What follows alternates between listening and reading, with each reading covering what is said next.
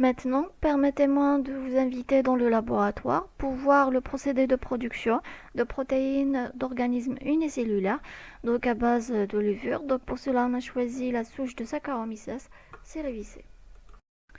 À l'issue de cette séance de TP, vous serez capable d'identifier les paramètres de contrôle d'une fermentation, structurer un protocole expérimental adéquat pour une production de protéines d'organismes unicellulaires, appliquer la méthode de la préparation d'inoculums, examiner le déroulement de la fermentation, éditer les résultats obtenus et enfin relier les résultats sous forme d'un compte rendu.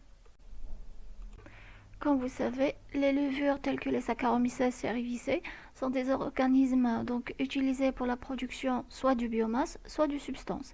Ces micro-organismes sont principalement cultivés dans des grands volumes aérés, donc on choisit généralement le batch, donc dans un milieu riche en glucose, donc comme source de carbone, d'énergie et bien sûr des sels minéraux et des vitamines et des acides aminés essentiels pour leur croissance. Donc dans ce TP, on va essayer de lancer une production de protéines d'organismes unicellulaires, donc en suivant le protocole proposé par Bessa et Touzy 2001. Donc ils ont choisi des déchets de date, donc des déchets agroalimentaires à base de date. Et vers la fin, on va voir un procédé, donc une vidéo qui présentera donc un procédé de fermentation à l'échelle industrielle. Alors maintenant, on va voir la méthodologie à suivre pour élaborer le procédé de fermentation.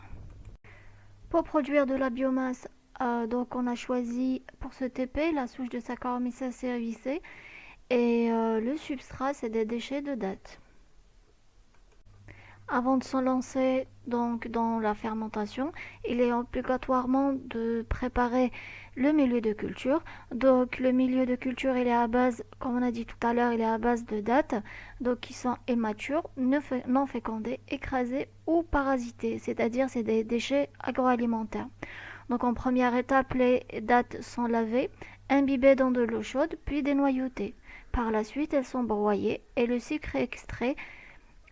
Et enfin, le mou de fermentation est récupéré par centrifugation et filtration. Dans le but d'éviter d'avoir tout type de contamination, donc il est important d'autoclaver le substrat.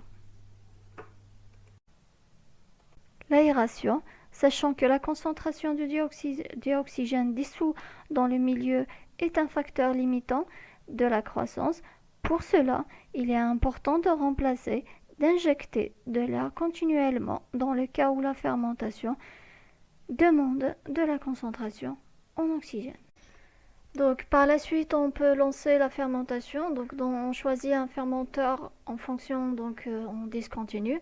Donc avec une vitesse d'agitation de 300 tours par minute.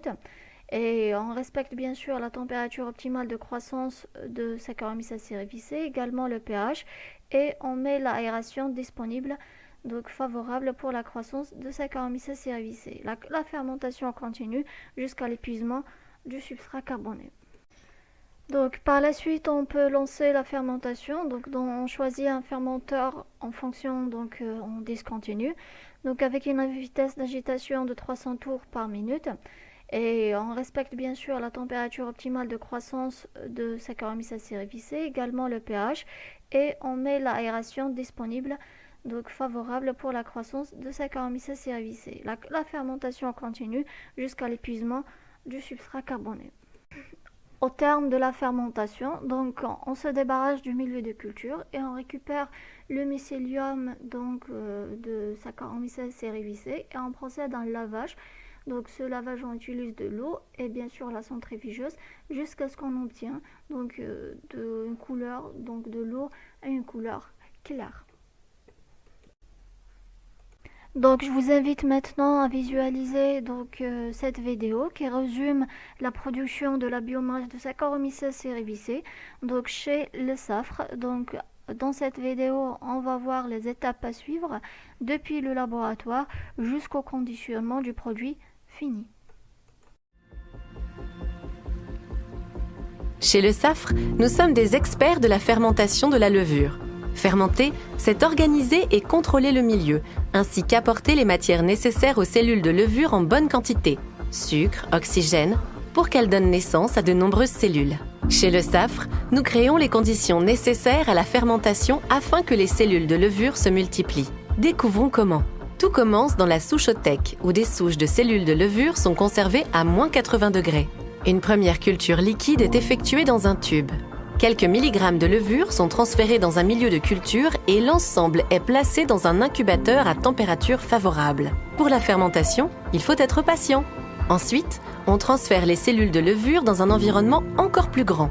Le but de ces étapes est d'augmenter de manière successive la biomasse, c'est-à-dire la quantité de cellules fabriquées pour atteindre une quantité suffisante de levure.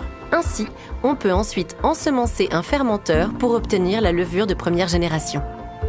Au final, plusieurs tonnes de levure sont générées en quelques jours. On sépare ensuite la levure du milieu de culture qui a permis aux cellules de se multiplier grâce à un séparateur par centrifugation. On obtient une crème qui est ensuite refroidie et stockée dans le froid à 4 degrés pour que les cellules de levure soient inactives. À partir de cette forme, on peut transformer la levure afin de la commercialiser. À ce moment, on peut déjà vendre la levure liquide en préparant juste la crème de levure. Cette levure liquide est vendue sous 3 formes, soit dans des castalia, qui sont des sortes de sachets réfrigérés, soit la crème de levure est vendue via un container, 0,1 à 1 mètre cube, ou encore dans des citernes de 25 tonnes pour les très grandes boulangeries. Il y a un autre type de levure que nous commercialisons, à savoir la levure fraîche ou pressée. La crème de levure passe dans un filtre rotatif, une machine qui va aspirer du liquide et qui permet d'obtenir une fine couche de levure. Cette couche passe ensuite dans une malaxeuse qui va compresser la levure. La levure pressée est ensuite tranchée en cubes, puis emballée. Pour obtenir de la levure sèche, c'est-à-dire déshydratée, la crème de levure passe encore dans un filtre rotatif et passe ensuite dans une extrudeuse et dans un séchoir, qui permettra d'enlever encore plus d'eau de la couche de levure. Voilà, la fabrication de la levure n'a plus de secret pour vous.